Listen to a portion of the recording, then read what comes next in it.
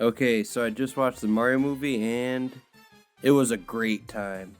I was so excited to watch it, I went to the midnight release, and I was not disappointed.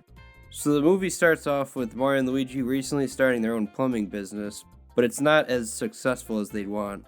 But it's not for a lack of trying, it just seems that things go wrong that are out of their control.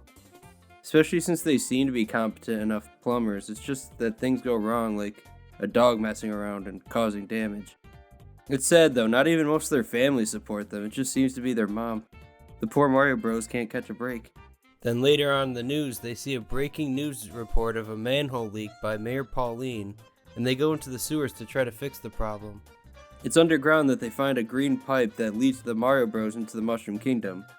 Unfortunately, they get split up and Mario tries to save his brother, so he seeks help from Princess Peach, who is a really competent ruler in this film and capable of taking care of herself. Anyway, Peach decides to form an alliance with Mario to stop Bowser, who plans on taking over the Mushroom Kingdom, and rescue Mario Brothers Luigi, who is being held captive. But little do they know, Bowser, who gained the Superstar as it's called in this film, did so as a power move in order to gain Peach's affections and her hand in marriage.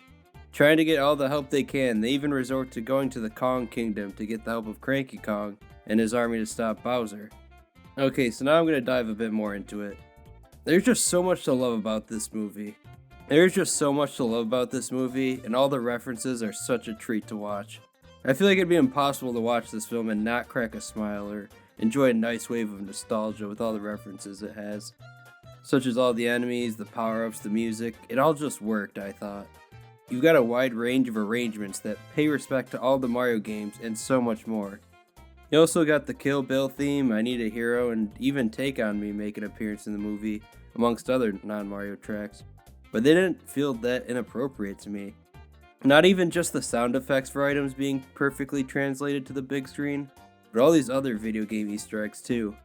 There's a bar with a duck from Duck Hunt acting as a logo in Brooklyn, there's a Punch-Out cafe, and they show a Donkey Kong arcade cabinet, but since it's prior to meeting Donkey Kong, it's called Jumpman, Mario's original name. We also got Rainbow Road, we also got nice cameos from Diddy, Dixie, and Chunky Kong, but I don't remember if Kiddy Kong or any of the other Kongs appear, but their roles are minor anyway. Speaking of Kongs, the scene where Mario fights Donkey Kong, there's a nostalgic tune that plays as DK's entrance. I won't spoil what it was, but it was a real pleasure. There's also a Luigi's Mansion reference with Luigi calling out for Mario while holding the flashlight. And Luigi's cell phone ringtone is even based on the GameCube startup theme. Not to mention jingles from all the different Mario games or the crazy cap shot from Mario Odyssey. Bowser's wedding outfit in this is even based on the one from Odyssey, as well as the piranha plant flowers he tries to give Peach in that. Near the beginning of the movie, Mario's even playing Kid Icarus for a bit, which is really neat. The voice cast did a great job too, I think. Obviously, Chris Pratt is no Charles Martinet, but for what they were going for, I think he did great. Especially since this is an origin story for the Mario Bros. They're not the heroes we know them as now. Charles Martinet actually voices a couple roles in the film, and it definitely pays respect to him being the voice of Mario. Charlie Day voicing Luigi is great too, not too much more I could say other than that. But Jack Black steals the show as Bowser. Sure, there's a goofy side of Bowser's we come to expect from some of the games like Paper Mario or the Mario and Luigi series, but he really delivered a powerful and intimidating performance when it was needed. You could just tell he had fun playing Bowser, especially since he had a musical performance in this, where he declares his love for Peach.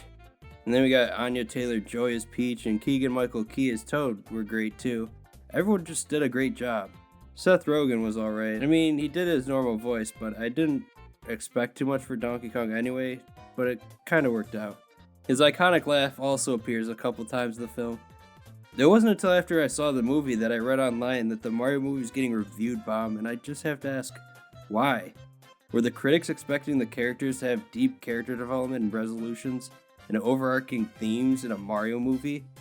It wasn't needed anyway. The film followed the basic Save the Mushroom Kingdom plot, and that was just fine. They didn't need to do more.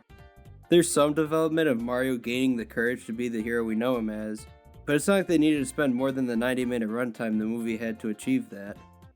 And the Mario Bros really do care about each other, and you feel that in both Chris Pratt's and Charlie Day's performances. It's not like I played Mario 64, Sunshine, Galaxy, and Odyssey and thought, I wish we explored the psyche of Mario more and learned more about his motivations for saving the Mushroom Kingdom. That's not too important because the real adventure was the mushrooms we ate along the way. Now this film is probably going to be compared to the Sonic films, but they both go for something different, but managed to pull off what they were aiming for. Overall, I really enjoyed it and think you'll have a blast watching it if you're a fan of Mario. Paying respect to the games it was adapted from in a beautiful way. Especially since it has a lot of flavors that many new and old fans will enjoy. Much like the theater did when I watched it, erupting in cheers and applause when the movie ended. Just going for a good time and enjoy. Don't expect some deep film, it's a movie about Mario. It's just a fun movie and a really great way to celebrate the mustachioed plumber, and it really made me happy to be a Mario fan. Here's to hoping for more in the future.